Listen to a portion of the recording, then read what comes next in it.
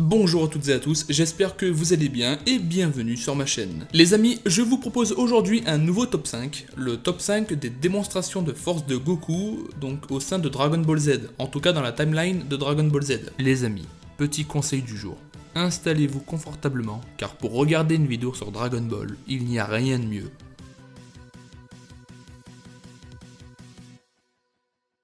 Pour la 5ème place de ce top, je vous propose le retour de Goku sur Terre après son entraînement avec Kaiô. Vegeta et Nappa sont à ce même moment en train de combattre la Z-Team, et l'arrivée de Goku a changé la donne. Nappa est le premier à affronter Goku, et il va également être le premier à en découdre. Vegeta se contente d'observer et d'analyser Goku et constate rapidement que celui-ci a une puissance plutôt élevée pour l'époque. Goku domine totalement Nappa, se joue un peu de lui avant de le terminer d'une manière plutôt brutale en détruisant le dos de son adversaire. Cette séquence mérite sa place dans ce top, car Goku a surpris tout le monde par son gain de puissance, sa démonstration de force était vraiment convaincante. Je tiens à rappeler que face à Raditz, qui avait la puissance d'un CB-man, Goku n'a rien pu faire, ce qui signifie que son entraînement a bien porté ses fruits. À la 4ème place de ce top, j'aimerais vous proposer la scène où Goku arrive sur Namek et que celui-ci rejoint Vegeta, Gohan et Krillin, au même moment de leur combat contre le raid du commandant Ginyu. Après avoir distribué des senzu à ses amis, Goku s'en prend à Rikum, qui était sur le point de lancer une puissante attaque contre lui. Il a suffi d'un coup de coude pour terrasser le géant et le mettre minable devant ses camarades. Et là je n'ai pas besoin de vous préciser que Goku a également dominé Butter, qui était réputé pour être l'un des plus rapides. Après, il n'y a qu'à voir l'entraînement de Goku durant son voyage pour se rendre à Namek, pour comprendre comment il a pu atteindre un tel niveau. Pour la 3ème place les amis, je vous propose la séquence où Goku a chargé un Kamehameha colossal afin de le jeter à pleine puissance sur Perfect Cell. En effet, Goku est parvenu à combiner son ultime Kamehameha avec le déplacement instantané pour surprendre Cell, avant de détruire la partie supérieure de son corps. Malheureusement pour lui, Cell a la capacité de se régénérer et donc cet effort a été en vain, même si pour nous, ça nous a bien démontré sa jolie puissance. Je précise bien jolie puissance car il a réussi à détruire la partie haute de Cell en étant en Super Saiyan, là où Super Vegeta n'avait détruit que le bras de Cell. Il ne fait aucun doute que ce Kamehameha aurait one-shot Freezer et n'importe quel autre personnage avant Cell,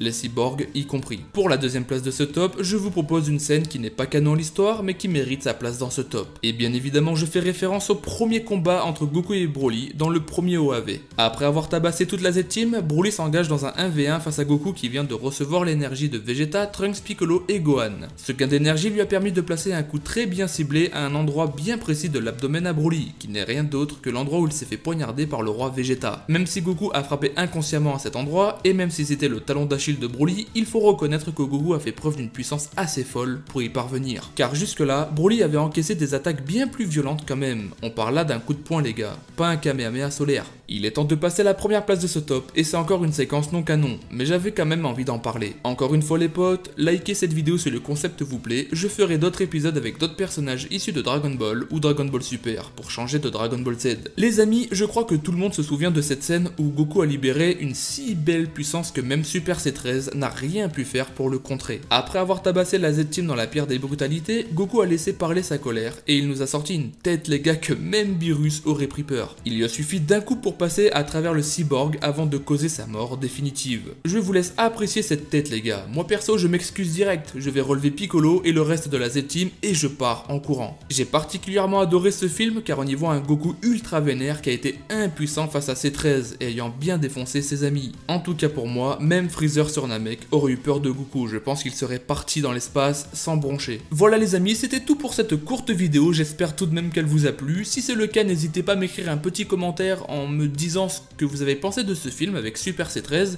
et également pourquoi pas me donner un autre top à faire, ça pourrait être vraiment sympa. Encore une fois les Saiyajins, je vous invite à vous abonner pour ne rater aucune des prochaines vidéos, à partager cette chaîne si ce n'est pas déjà fait à vos amis ou à tous ceux que vous connaissez qui aiment Dragon Ball, car je vous réserve quand même pas mal de pépites. Merci à tous d'avoir regardé cette vidéo jusqu'au bout, encore une fois j'espère qu'elle vous a plu. Vous et moi, on se retrouve la semaine prochaine pour une nouvelle vidéo sur Dragon Ball. Jusque là, prenez soin de vous. Ciao.